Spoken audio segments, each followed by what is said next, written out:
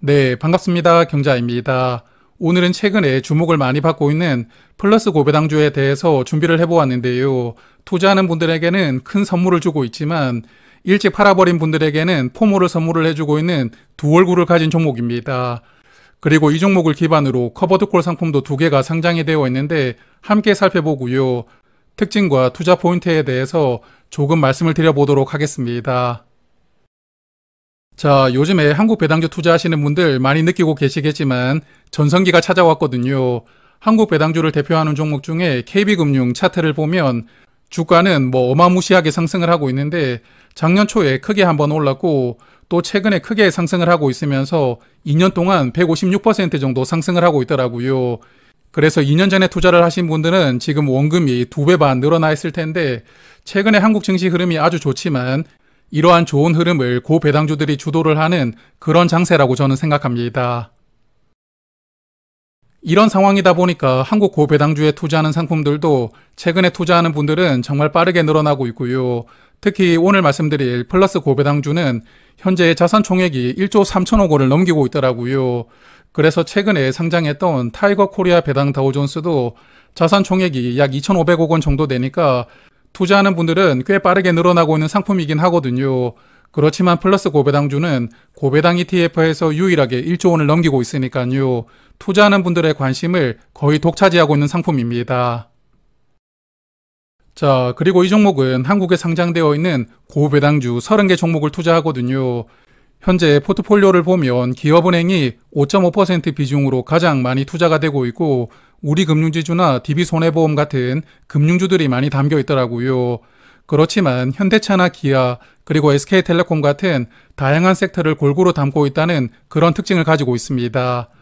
그리고 30개 종목에 투자를 하다 보니까 특정한 종목을 아주 많이 담지는 않고 최대 5% 정도로 골고루 담고 있으니까요. 특정 종목 때문에 주가가 크게 좌우되지 않고 밸런스를 추구하고 있는 그런 상품이라고 볼 수가 있겠습니다. 그리고 매달 분배금을 지급하는 월 배당을 하는 상품이거든요. 올해 4월까지는 63원씩 분배금을 지급했지만 최근에 5월부터는 분배금을 73원으로 10원을 더 늘려서 지급을 하고 있습니다. 그래서 당분간은 매달 분배금을 73원씩 지급할 것이라고 예상하고요.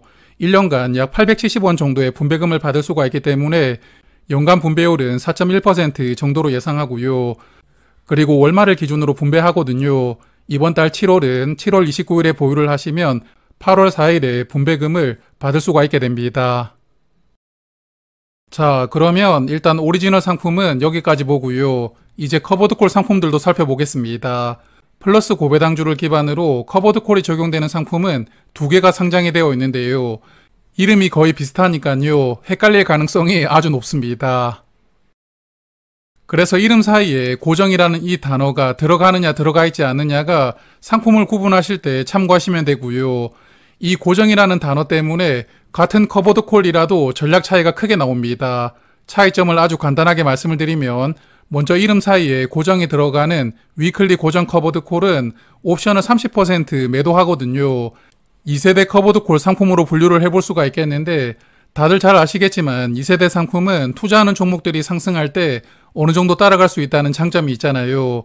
그리고 이름에 고정이 들어가 있지 않은 위클리 커버드콜은 옵션을 100% 매도하는 상품이거든요. 1세대 상품이니까 분배금을 조금 더 많이 줄 수가 있고 시장이 횡보하거나 하락할 때는 약간 더 수익률 측면에서는 긍정적인 부분도 있습니다. 그렇지만 이 상품은 투자하는 종목들이 상승할 때 제대로 따라가지 못한다는 단점이 있는데요. 여하튼 잠시 후에 수익률을 비교를 해볼 테니까 그때 조금 더 자세하게 말씀을 드리도록 하겠습니다. 그리고 두 종목은 커버드콜 종목답게 매달 많은 분배금을 지급하거든요. 먼저 고정이 들어가 있지 않은 상품은 월말을 기준으로 분배를 하는데 지난 6월 분배금이 157원이었습니다. 그리고 상장하고 지금까지 평균 138원을 분배하고 있으니까 연환산을 해보면 분배율은 약 14% 정도로 예상이 되는 상품이고요. 그리고 이름에 고정이 들어가 있는 위클리 고정 커버드콜은 월 중순을 기준으로 분배를 하는데 이번 주에 7월 분배금으로 155원을 지급하고요. 지금까지 평균 136원을 분배하고 있거든요. 그래서 연간 분배율은 12.5%로 예상이 되기 때문에 앞서도 말씀을 드렸지만 분배금은 이름에 고정이 들어가 있지 않은 위클리 커버드 콜 상품이 조금 더 많이 지급을 하는 그런 특징을 가지고 있습니다. 그리고 한국 시장에 투자하는 커버드콜 상품은 분배금 중에 일부가 비과세로 지급이 된다는 부분은 이제 잘 아시리라고 생각합니다. 제가 저번 주에도 말씀을 드렸잖아요. 그래서 두 종목도 당연히 해당이 되고, 먼저 이름에 고정이 들어가 있지 않는 위클리 커버드콜은 작년 8월에 상장을 했거든요. 지금까지 총 1,520원의 분배금을 지급하고 있는데, 분배금 중에 세금을 내야 하는 과세로 지급된 분배금은 490원이었습니다. 그래서 이 종목은 분배금의 68%는 비과세로 받을 수가 있었고요. 그리고 이름에 고정이 들어가 있는 아래에 있는 이 상품은 올해 3월에 상장하고 지금까지 587원을 분배했거든요. 그리고 분배금 중에 과세로 지급된 분배금이 288원이니까 상장한 지 얼마 되지 않았기 때문에 앞으로 분배금을 조금 더 지켜봐야겠지만, 그래도 일단 지금까지는 약 50% 정도는 비과세로 지급을 했거든요. 그래서 비과세 측면으로 보면 이름에 고정이 들어가 있지 않은 위클리 커버드 콜 상품이 조금 더 유리하다고 볼 수가 있겠습니다. 그리고 세 종목의 수수료를 체크를 해보면 오리지널 상품은 기본 보수가 0.23%이고요. 나머지 수수료를 합산했을 때 실제 수수료는 0.32%가 적용되고 있습니다. 그리고 위클리 커버드 콜은 0.47%, 그리고 위클리 고정 커버드 콜은 0.36%가 적용되고 있으니까 이 상품은 커버드콜 치고는 수수료가 낮은 편이거든요. 수수료 측면으로 보면 메리트가 있다고 생각하고요.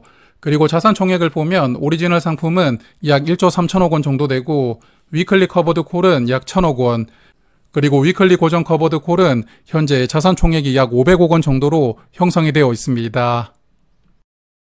자, 그러면 이제 오늘의 하이라이트라고 말씀을 드릴 수가 있는 성과입니다. 총 3개 구간으로 비교를 해보았는데, 먼저 최근 한 달이거든요. 요즘에 고배당주들이 워낙 주가 흐름이 좋다 보니까 세 종목도 한 달간 주가가 아주 좋더라고요.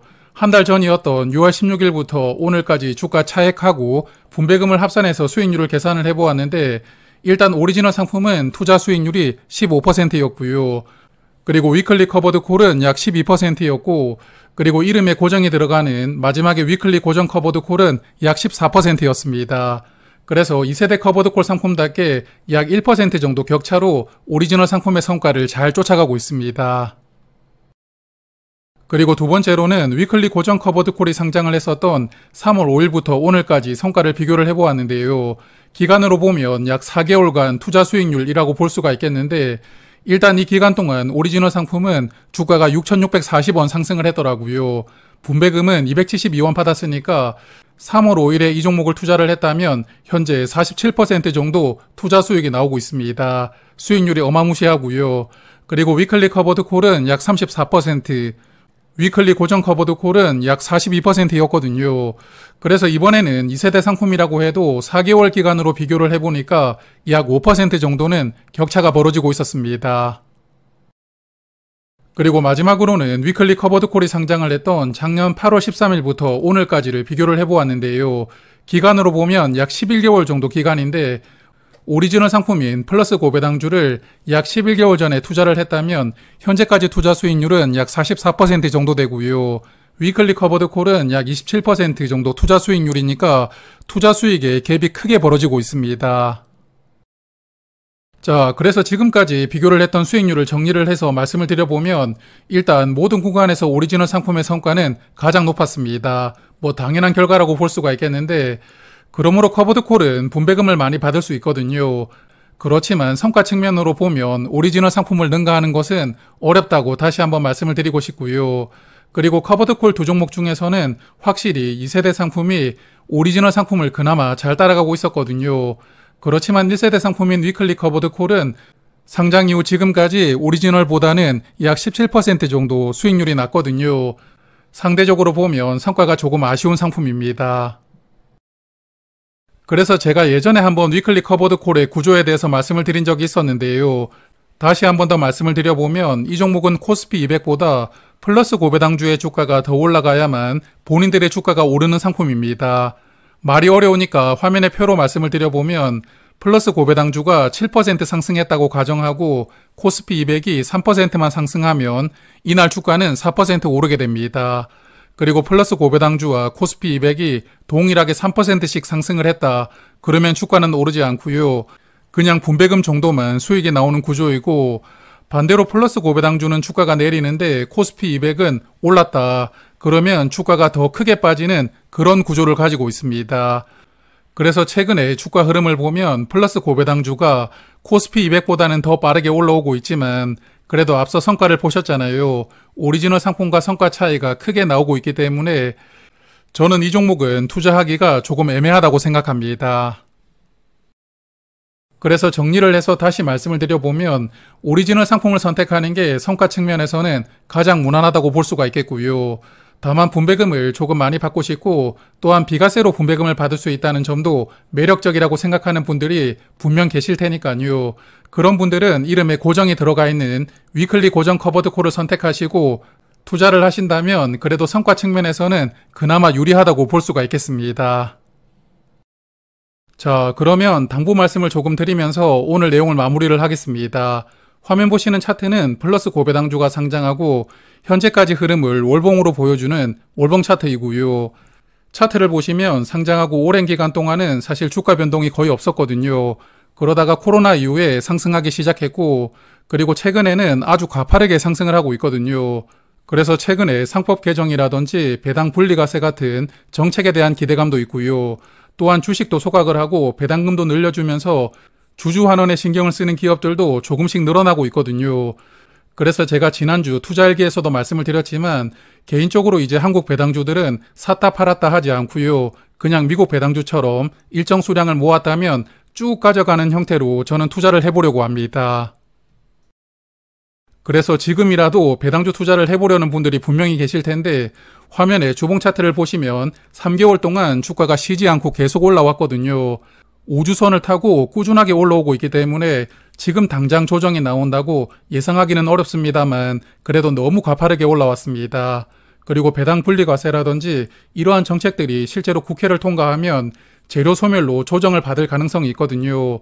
그러므로 지금 투자를 하시겠다면 조금씩 나누어서 수량을 천천히 늘려가시는 게 필요하지 않을까 생각하고요. 이렇게 투자를 하다가 주가가 또 급등을 해버리면 수익률 측면에서는 조금 손해를 볼 수도 있겠지만 그래도 마음은 조금 더 편안하게 투자를 이어갈 수가 있지 않을까 저는 그렇게 말씀을 드리고 싶습니다. 자, 그러면 저는 다음에 또 좋은 내용으로 찾아뵙도록 하고요. 배당주 투자하시는 분들 하반기에도 좋은 투자하시고 자산도 많이 늘려가시길 바랍니다. 고맙습니다.